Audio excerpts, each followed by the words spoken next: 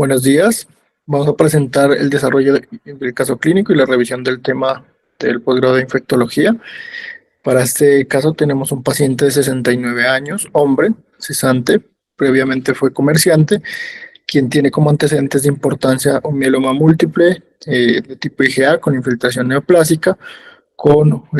unas escalas de funcionalidad y de afectación de la enfermedad pues que muestran bastante deterioro, un ECO 4 y un Karnofsky 30, en donde ha recibido un tratamiento con el esquema IFM 2009 en 2 ciclos. Además, previamente prostatectomía, uretroplastia en agosto del 2022 y un drenaje de absceso escrotal y una cistostomía abierta en la hospitalización pasada. Dicha hospitalización condicionó el evento infeccioso de eh, un absceso escrotal que fue tratado y drenado con un aislamiento de una Klebsiella pneumoniae, producto de carbapenemasa de clase B, tratada con ceftazidima avibactam. Dicha hospitalización se realizó entre el 2 de mayo y el 4 de julio del 2023. Esta hospitalización condicionó el espaciamiento en la aplicación del tercer ciclo. El paciente ingresó por un pico febril aislado, cambio de coloración de orina, referida como colombiana, y oliguria. En el examen físico inicial se presentó sin taquicardia, sin fiebre, con leve edema escrotal izquierdo y orinado de color oscuro marrón. En cuanto a la evolución del paciente, el servicio de hematología, como servicio tratante, inicia terapia empírica para una infección de vías urinarias con ceftazidima avibactam. Sin embargo, es valorado por el infectología en el PROA, donde por mejoría en marcadores inflamatorios que inicialmente se encontraban elevados, se indica una suspensión del tratamiento antibiótico y una terapia más bien expectante. En cuanto a su evolución, el paciente evoluciona hacia una lenta mejoría. En el día 17 de julio inició el nuevo ciclo de quimioterapia. Sin embargo, el día 21 empieza con presentación de deposiciones diarreicas, Bristol 6-7, sin moco ni sangre, y que se le dio tratamiento de soporte. Se tomaron paraclínicos y entre esos un coprocultivo que reveló un aislamiento de una Klebsiella pneumoniae productora de AMC, en donde por persistencia de las deposiciones diarreicas, el servicio de hematología solicitó un panel molecular gastrointestinal e inició metronidazol. El panel detectó Clostridium difficile y norovirus de genotipo 1 y 2, en donde se inicia entonces un tratamiento con vancomicina adicionado al metronidazol. Esta vancomicina fue vía oral y la nitazoxanida por 3 días. El paciente completó ese tratamiento por 14 días con vancomicina y metronidazol y 3 días de tratamiento con nitazoxanida. La evolución fue regular. El paciente durante su hospitalización presentó insuficiencia suprarrenal que fue tratada con hidrocortisona con una mejoría relativa. Se le dio egreso y en el seguimiento telefónico el paciente se conoció su fallecimiento en la vivienda el 12 de agosto. El día de hoy vamos a revisar norovirus. Entonces, este es el índice de revisión del tema. Vamos a hablar de los aspectos virológicos, la epidemiología, la patogenia, el diagnóstico y el tratamiento. Empezar diciendo que el norovirus hace parte de la familia Calliciviridae, donde además comprende el género de los apovirus. Previamente fue llamado virus Norwalk. Este es un virus sin envoltura icosaédrico que tiene como ácido nucleico el ARN de cadena única positiva y poliadenilado. Como vemos, la morfología es unas partículas virales redondeadas, inicialmente descrito como de un tamaño de 27 nanómetros, pero se han ido descubriendo que puede variar entre 26 y 38 nanómetros. Su descubrimiento fue por un brote en 1968 en una escuela primaria en Norwalk, Ohio, en Estados Unidos, en donde se detectó unos casos primarios que tienen una sintomatología, como vemos, de predominancia gastrointestinal, principalmente con náuseas, vómito, dolor abdominal y letargia, menos frecuentemente diarrea y fiebre. También se documentaron casos secundarios en donde afectó al 32% de familiares de estos casos primarios y en donde se logró cuantificar un periodo de incubación o estimar de 48 horas. La mayoría de los pacientes tuvo una resolución de síntomas en las primeras 24 horas y esta es una de las primeras imágenes que tenemos, tomada por Albert Kapikian en 1972, en donde se aprecian estas partículas virales redondeadas y de superficie rugosa, en donde digamos que fueron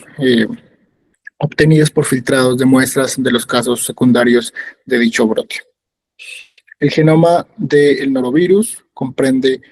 una longitud de 7.7 kilobases y digamos que tiene 3 marcos de lectura abierta que son importantes. En este punto se diferencia del norovirus en murinos, que tiene un cuarto marco de lectura abierta. Estos pues van a codificar para una poliproteína, el primero, que posteriormente pues va a ser clivada en distintas proteínas secundarias que van a cumplir roles principalmente en el ciclo viral, como ya lo vamos a ver. El ORF2, el marco de lectura abierta 2, que codifica para la proteína estructural mayor, y el ORF3 para una proteína estructural menor. La evolución en cuanto a la filogenia y al descubrimiento de los genotipos de los norovirus ha sido pues bastante cambiante. Inicialmente se describían 4 genotipos, posteriormente pues esto fue incrementándose a 7 y actualmente se conocen 10. De estos genotipos pues digamos que 10 de estos genogrupos van a ser como la totalidad y de estos 2 son otros grupos tentativos. En el humano pues vamos a tener afectaciones del genogrupo 1, del genogrupo 2, uno de los más asociados sobre todo a brotes y con mayor prevalencia, como lo vamos a ver a lo largo pues de las últimas décadas, pero también se reciben reportes del genogrupo 4 y del genogrupo 7. Como vemos acá, en el análisis filogenético se realiza principalmente por esa polimerasa del primer marco de lectura y por la proteína viral mayor del segundo marco de lectura, mostrando que existe una gran diversidad.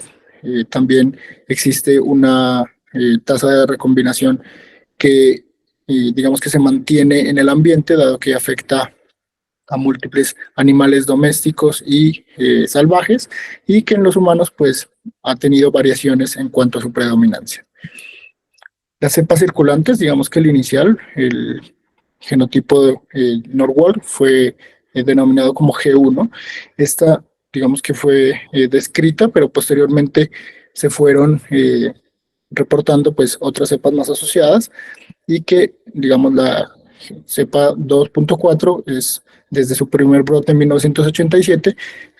asociada a mayor tasa de mutación y evolución, y también en algunos reportes y series pequeñas a mayor tasa de mortalidad, llegando a ser tan alta como un 7%, principalmente en pacientes de alto riesgo. Es importante saber que estos brotes que se han venido desarrollando, que para el año 2021 ya se encontraban con 23 brotes reportados, digamos que a gran escala, principalmente en países desarrollados, pero que se tiene un subdiagnóstico en los países pues con menores recursos. Esto pues va a ser condicionante de una mayor tasa de mutación y que cada 2 a 4 años pues emerjan nuevas variantes. Es importante, como vemos en esta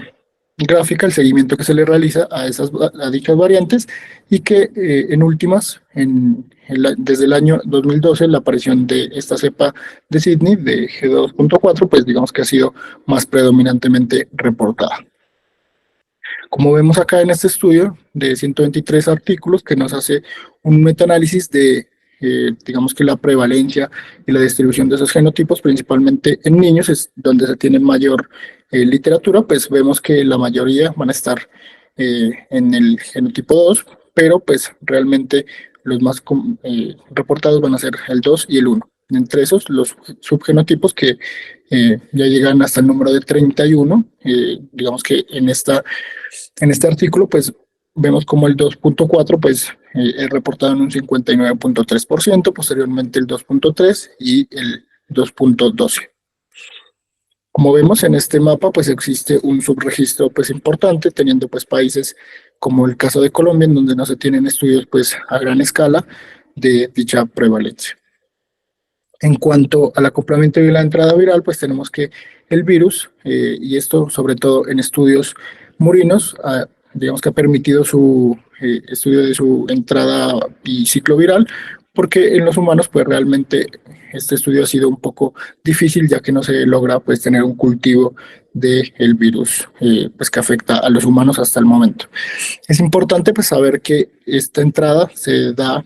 por los antígenos de los grupos sanguíneos, en donde pues en el caso de los murinos pues asociado al ácido ciálico y a un receptor específico que es el CD300LF, en donde pues va a permitir esa endocitosis de las partículas virales y posteriormente pues ya como tal el desprendimiento y digamos que la replicación viral. Como lo vemos en esta gráfica, pues es muy importante saber que como es un virus RNA, pues de entrada puede hacer una traducción en donde tenemos inicialmente en ese primer marco de lectura abierta una poliproteína que va a ser procesada en varios complejos. Uno de estos es el complejo de replicación, que va a permitir entonces la posterior replicación del material genético. Importante pues que se ha determinado que en algunos animales principalmente se tiene dos tipos de RNA, un RNA genómico, es decir, total, y otro subgenómico de tamaño pues mucho menor, en donde solamente se piensa que esto pues va a mejorar la eficiencia de esos viriones inicialmente y posteriormente la maduración de dichas partículas. Las proteínas que van a ser sintetizadas por, digamos, la célula hospedera y ese ciclo viral, pues vemos como esa primera poliproteína, pues al ser clivada, va a terminar en distintas proteínas como esta P48, P22, o también en esta NTPasa, en donde van a tener distintas funciones, entre ellas la regulación de la actividad de la polimerasa, del ARN dependiente de ARN, también la asistencia en la síntesis de ese ARN y en direccionar, como en el caso de esta proteína no estructural 4, en donde va a buscar el antagonismo de las funciones del aparato de Golgi para privilegiar la, digamos que en asocio con esta NS5, la maquinaria del huésped hacia la síntesis proteica viral. Es muy importante tener en cuenta que pues estos genes pueden producir mutaciones y de recombinación, como lo vamos a ver posteriormente reportado. En cuanto a su impacto y su carga de enfermedad, se ha estimado en el 2015 en la OMS con una, digamos que estimación de 1.9 billones de casos de enfermedad diarreica, la cual el 29% fue transmitida por agua contaminada. Para el caso de los norovirus, se les tiene como etiología en 124 millones de casos, produciendo 34.929 muertes. Importante pues que en este otro estudio en donde nos hace una revisión sistemática y metaanálisis de los casos de norovirus en casos de gastroenteritis aguda, es decir, pues ya como tal en pacientes que son sintomáticos, pues se tiene que corresponde a un 16% de la prevalencia mundial, siendo pues bastante heterogéneo, teniendo pues mayor afectación, como vimos en el caso de América del Sur, en un 22%. Sin embargo, pues dado ese subregistro que se tiene, pues como vemos, Brasil es un país que aporta la mayoría de los estudios y se reporta un 23% de prevalencia de esa enfermedad en esos casos. Por lo cual, pues es importante saber que en todos nuestros países que comparten estas dinámicas socioeconómicas y en general de población, pues que es bastante similar, en la parte suramericana, pues es importante tener en cuenta que nuestro impacto podría ser similar o mayor. En cuanto a la forma de transmisión, tenemos que una persona infectada va a diseminar las partículas virales por dos vías, por la vía fecal y por la vía oral. Esto en aerosoles generados por digamos que el contenido del vómito, y digamos que esto puede generar una contaminación que digamos va a estar afectando varias de nuestras momentos en cuales tenemos contacto con pacientes, ya sean cuidado a nuestro cargo o también con alimentos, agua, superficies de muebles que estén entonces en el entorno del paciente. Por eso también es muy importante y se ha determinado pues que las superficies de las manos de los pacientes y de las personas que están en dicho contacto pueden ser una de esas vías de transmisión, o el cambio de pañales en pacientes pediátricos. Como vemos, esas fuentes de transmisión que también se han detectado en fuentes de agua. De hecho, para el caso de Colombia se ha detectado en un estudio de la década pasada, digamos de los pocos estudios que hay de norovirus en el país, la presencia del material genético, pero también en alimentos principalmente asociados a brotes, en donde pues digamos que las ostras o también cierto tipo de moluscos tienen entonces una mayor carga, siendo más del 50% responsables de estos brotes de alimentos. Y también, digamos que no se tiene un conocimiento claro acerca de los animales como reservorios, ya que se han encontrado, al menos en algunos genotipos particulares, la presencia de ese material genético que pueda afectar a humanos, pero pues digamos que se encuentran en animales asintomáticos. En cuanto a los reservorios humanos, pues es muy importante tener en cuenta que si bien la mayoría de pacientes pues van a ser sintomáticos, va a haber un porcentaje de pacientes que rondea el 20% que van a ser asintomáticos en los brotes y que pueden entonces servir de reservorios por su transmisión prolongada. En estas personas van a ser las pacientes con inmunocompromiso y con que tengan patologías que lo vayan a hacer, digamos que más proclives a tener una mayor duración de esa diseminación viral. En cuanto a los humanos, en la parte de la patogenia, pues el vómito se ha, digamos que, tenido la hipótesis que es un vómito de inicio temprano, en alguna literatura se denomina en proyectil y se asocia con un retraso en el vaciamiento gástrico, esto pues de forma más bien teórica. En cambio, ya en estudios de patología en pacientes que pues presentaron la enfermedad diarreica y digamos que presentaron una diseminación viral pues bastante prolongada, principalmente pacientes inmunocomprometidos, se determinó que presentaban alteraciones anatómicas de afectación, pues, digamos que inflamatoria de las vellosidades, con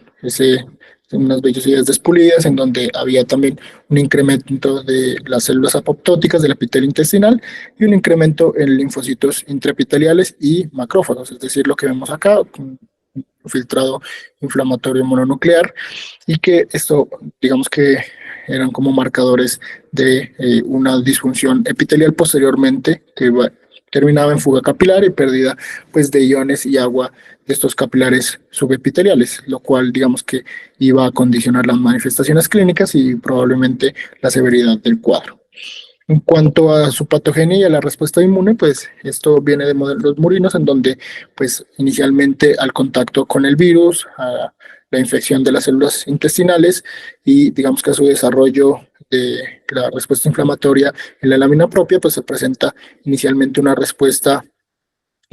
más de inmunidad innata, en donde hay un reclutamiento de monocitos, neutrófilos, una infiltración inflamatoria, pues digamos que inicial, posteriormente la respuesta inmune adaptativa gira hacia más una respuesta TH1 que controla la enfermedad, pero puede causar pues un daño tisular que puede ser severo.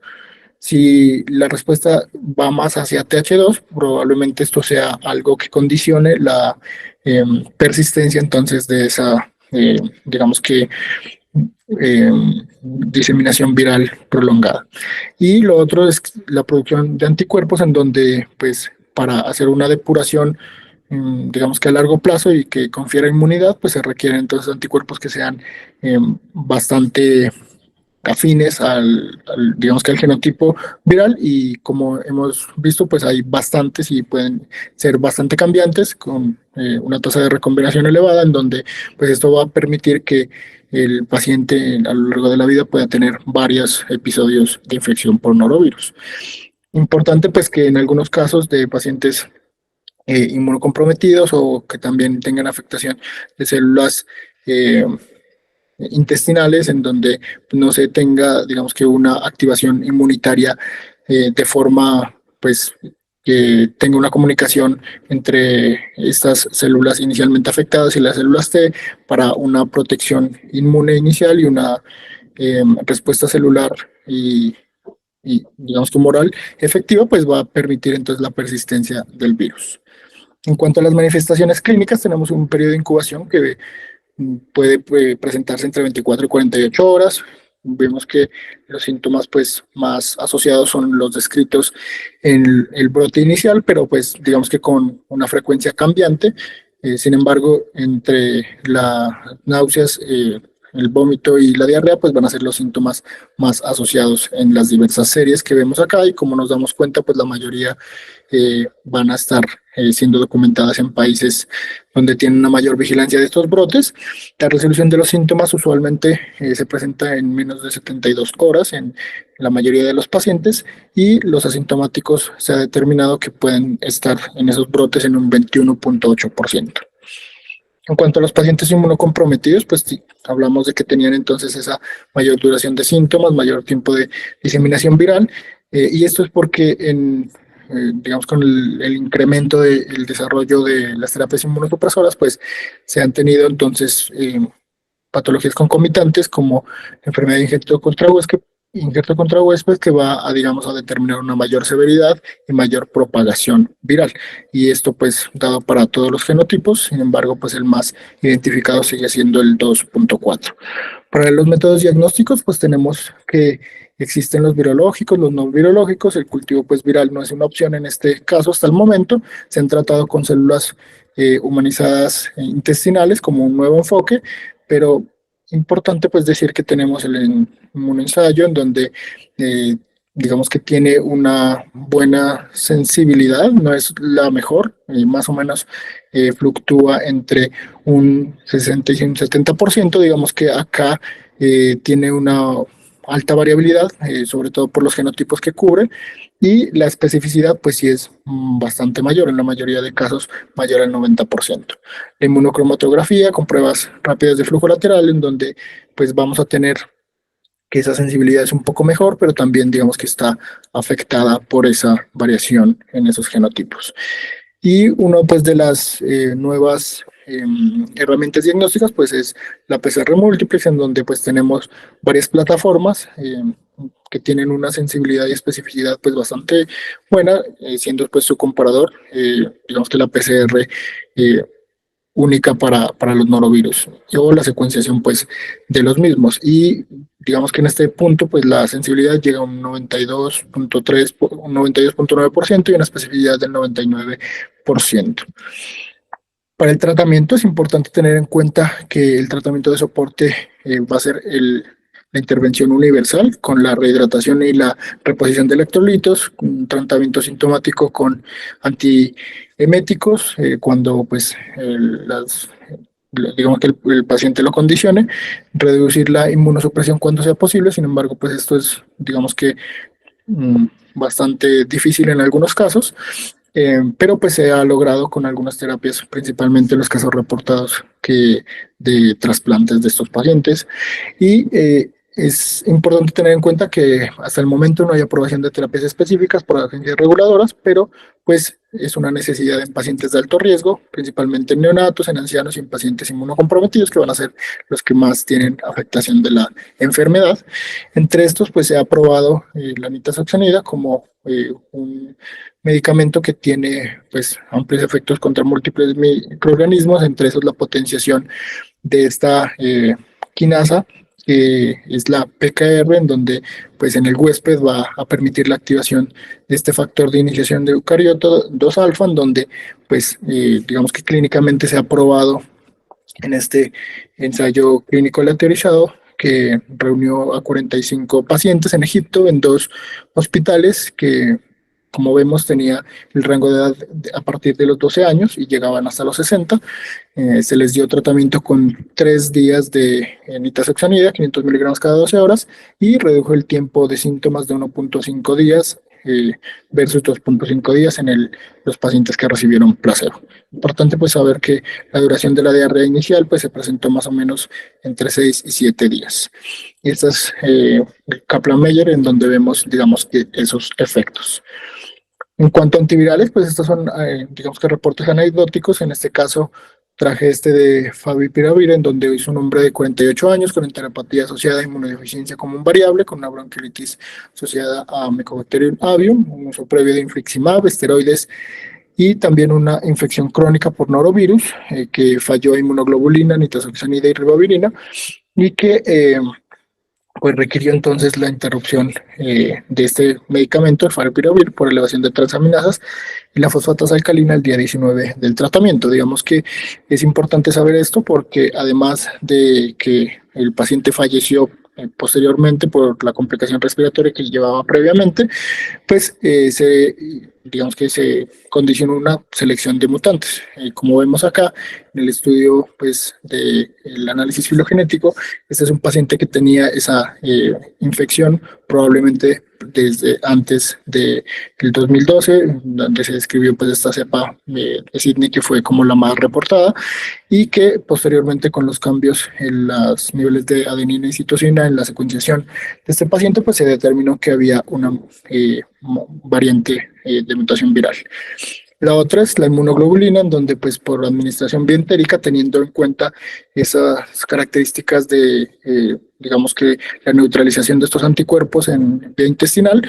se ha utilizado en pacientes inmunocomprometidos por bloquear pues esas partículas, y en este estudio de casos y controles de 24 pacientes que incluyeron 8 adultos, en donde 20 pues tenían trasplante de órgano sólido, 3 trasplantes de células hematopoyéticas y 1 era posquimioterapia, pues mostró una mayor reducción de la diarrea y la disminución del volumen fecal, no así para la duración como tal en días de la diarrea o la estancia ni el costo de hospitalización. Y para finalizar, es muy importante saber que la prevención de los brotes en estos pacientes pues debe ser algo determinante. En ese sentido, los criterios de Kaplan, que digamos se presentan como la evaluación cuando no se tiene la tecnología del aislamiento y más bien la identificación viral, pues presentan una buena sensibilidad de un 68% y una especificidad del 99% para un brote por norovirus. Y las medidas de control de infecciones, principalmente el aislamiento de contacto, porque pues sabemos que estas secreciones de vómito y materia fecal pues son infecciosas. De hecho, pues el norovirus es uno de los microorganismos que requiere menor partícula viral, menor inóculo para generar una infección. Se ha catalogado que desde 18 partículas virales por gramo de materia fecal pueden ser infectantes, y también digamos que el uso de desinfectantes como el hipoclorito de sodio, que va a permitir una inactivación, ya que se ha visto que esta actividad empieza desde las 50 partes por millón. Lo otro es la higiene con agua y jabón, ya que las soluciones que están, digamos que dadas a base de alcohol, pues se ha visto que tienen no muy buena efectividad en norovirus, una resistencia relativa, y las medidas de control, principalmente el aislamiento, se debe mantener al menos 2 días posteriores a la resolución de los síntomas, es lo que nos dicen las guías, pero pues realmente, dado que nuestros pacientes de alto riesgo pueden ser o tener una transmisión prolongada, pues entonces prefiere llevar al menos 2 semanas. Como mensajes para llevar a la casa, pues es importante saber que el norovirus es una causa frecuente de diarrea infecciosa no bacteriana.